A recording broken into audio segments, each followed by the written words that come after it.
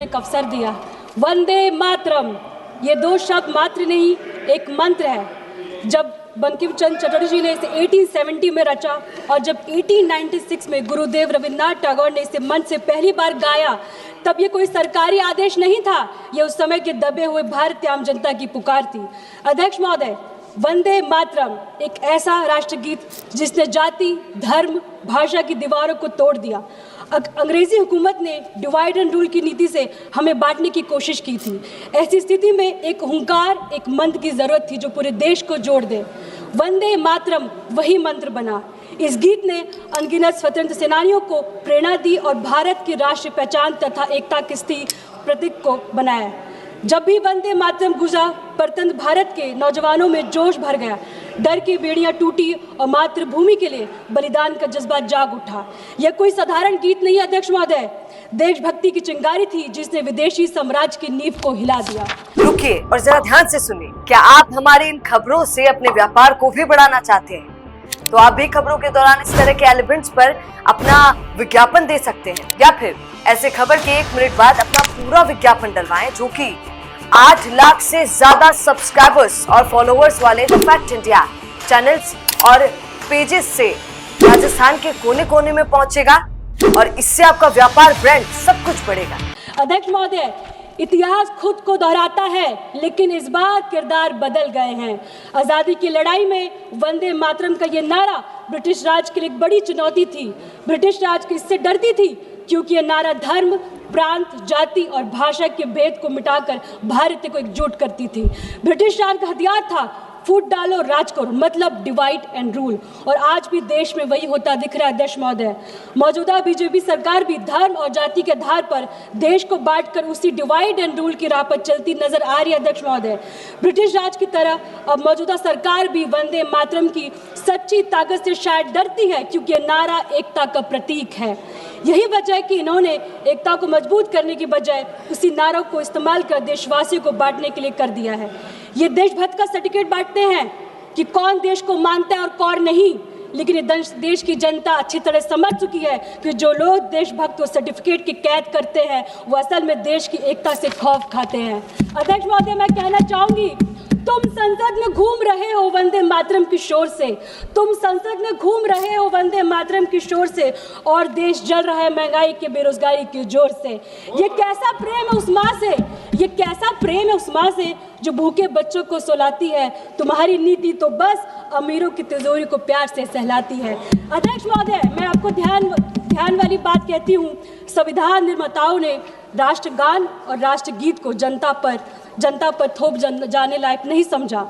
उन्होंने जनगण मन को राष्ट्रगान, वंदे मातरम को राष्ट्रगीत का सम्मान दिया, पर कहीं यह नहीं लिखा कि हर नागरिक को जबरदस्ती गाना होगा। इसका मतलब साफ है, देशभक्ति दिल से होनी चाहिए, दिखावे के लिए नहीं।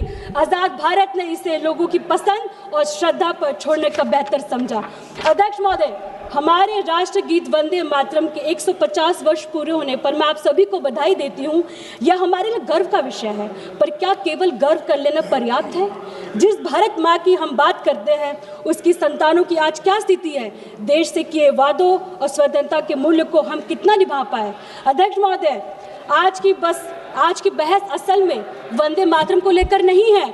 असल सवाल यह है कि देशभक्ति का मतलब क्या बताया जा रहा है। आज़ादी के समय देशभक्ति में सबको साथ लेकर चलना, एक दूसरे की समझ को रखने और आगे बढ़ने की सोच थी। देशभक्त का मतलब लोगों की सेवा करना। आज देशभक्ति का मतलब बना दिया गया है सिर्फ नारे लगाओ, सवाल मत पूछो।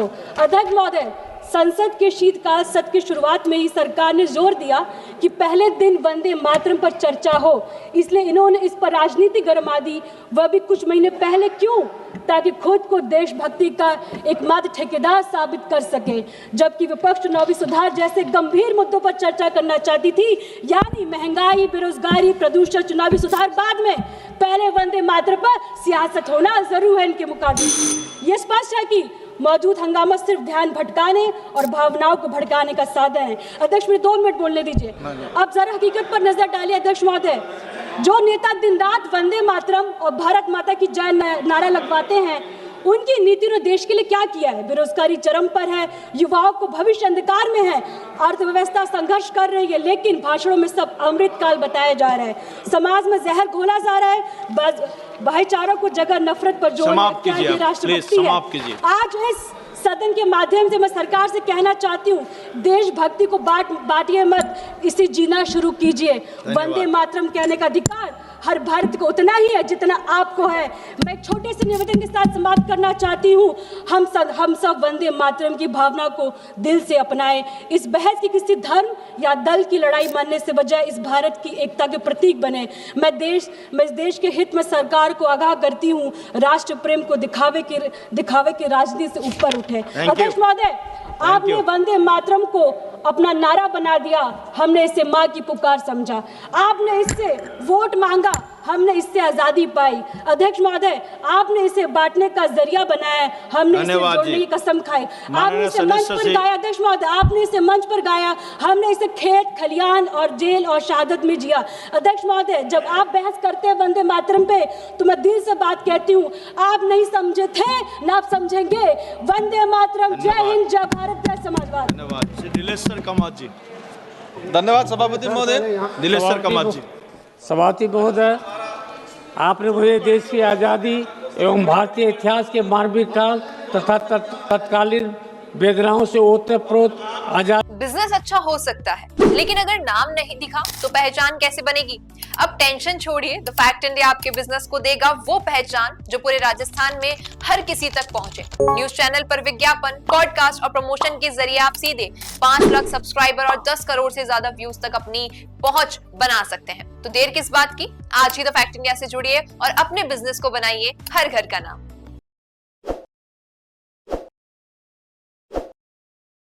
ताज़ा खबरों के लिए विजिट करें द फैक्ट इंडिया की वेबसाइट और डाउनलोड करें द फैक्ट इंडिया ऐप।